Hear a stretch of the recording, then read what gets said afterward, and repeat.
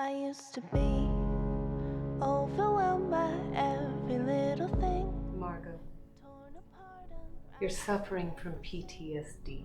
I think it rooted in the way I breathe. And I get drunk on a boy who asks me if I'm What happens now? Tells me he can't understand his luck. To know me, to love me, to hold me, show up. I'll be your empathetic savior. Call me up, I'll meet you later. You can praise me for the way I always know just what to say. I'll carve into your ribs and leave you crying for a kiss just for kicks.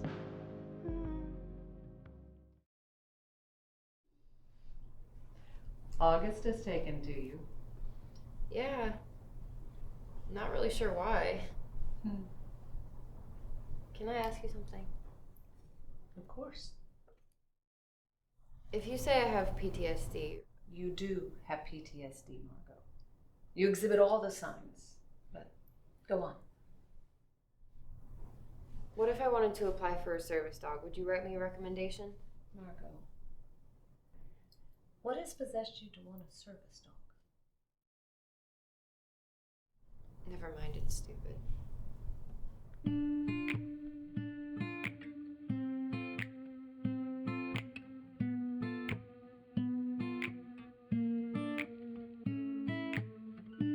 I put my foot in my mouth again. I hope they still wanna be my friends. I got desirable qualities. Margo, I can't help you if you won't speak to me. Seems we're both in a bind then, because talking is hard. No, talking is easier than you think. You're avoiding. Avoiding? You really think that's what I'm doing? I'm not avoiding anything. I'm fucking paranoid. I'm afraid to leave my house alone. I can't sleep. I can't eat. I can't even fucking date. Go on. When do I get better? When do I start to have a normal life? Which ground do I need to kiss? What God do I need to fucking worship? You're angry, Margo. No shit. How could I not be? No, you have every right to be angry.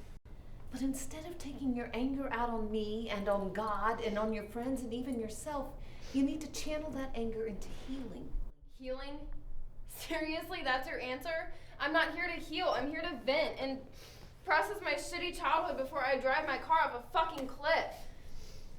It's been 10 years since he raped me. If healing was possible, it would have happened by now. Margo, you have been through severe sexual trauma. Did you think that by coming to these sessions that you would be magically better in a month or so after 5 years of abuse? This is bullshit. I'm so sorry for what you've been through. Margo, I can't even imagine being in your shoes. But you are a strong young woman with an entire life waiting for you to live it.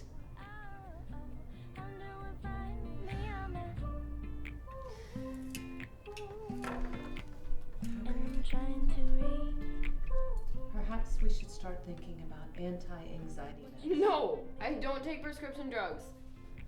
Okay, I respect that, and I understand. Then maybe you should try writing your uncle a letter. You don't have to send it to him. Just write out everything you want to say, and then when you're done, you shred the letter. No, it's not going to help me, but a service dog would if you just write me a recommendation. Margo, you're not ready for that kind of responsibility. Then how do I convince you? You can't. I have to see that you're making progress before I'll even consider it.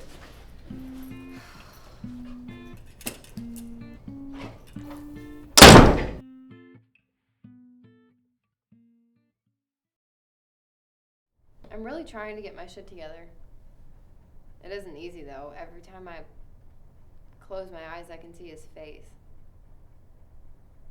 I can feel his breath on the back of my neck. It makes my skin crawl. That's awful. I hate that he made you go through that. Me too. Margo, may I ask you something?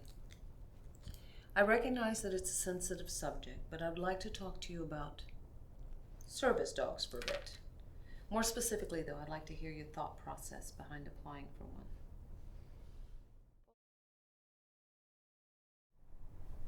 Well, I've always had a connection with animals, dogs especially. Take August, for example. But I don't remember when the idea first came to me. It was recently, though, that I realized how much I could benefit from having one. And what would you say are the benefits? Why are we talking about this? You said no, remember? Just humor me, please. A service dog could wake me when I'm having nightmares. It could calm me down during my panic attacks. It could sense my anxiety before I even do and alert me to it so I can take precaution. It would just do me so much good. Okay. I know I brought this idea to you out of the blue, but you have to understand, I've never had anybody to help me through these things. I've always had to figure out my mental health alone.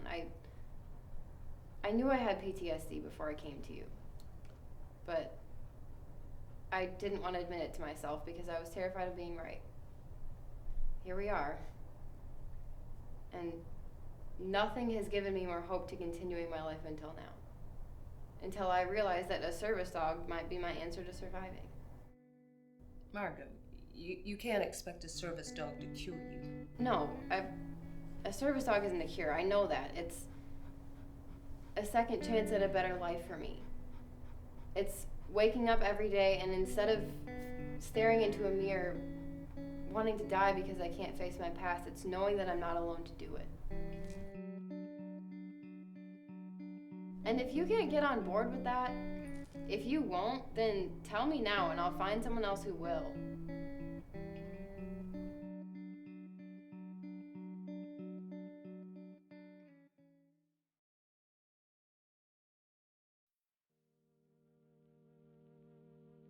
Would you be embarrassed What's going on? We never see each other on Tuesdays. if I said your I have something for you. I don't understand. fingertips and collarbones? If I caught you on your own, would you move your That hands stitched in Is your recommendation? I got it bad. Oh, I see you in my I've been hard on you, Margo, for a reason. madly. I needed to know that you could fight for yourself. You're in my bones, You can be angry with me, you can walk out that door and never come back. but I don't know. But I hope you see the change in yourself that I see. Rooted in my soul. But I'm not better. You're not expected to be. I gotta tell you, I had a dream last night. But you have the rest of your life to heal, and I'm here to help you for as long as you need me. But you said you want peace, and I hope that gives you some. Thank you.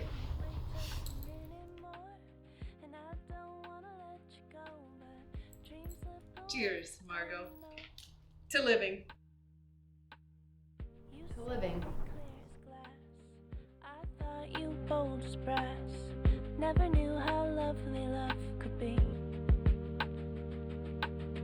40 hours, give or take. You call me when you are awake, and from our phones will crumble time and space. I need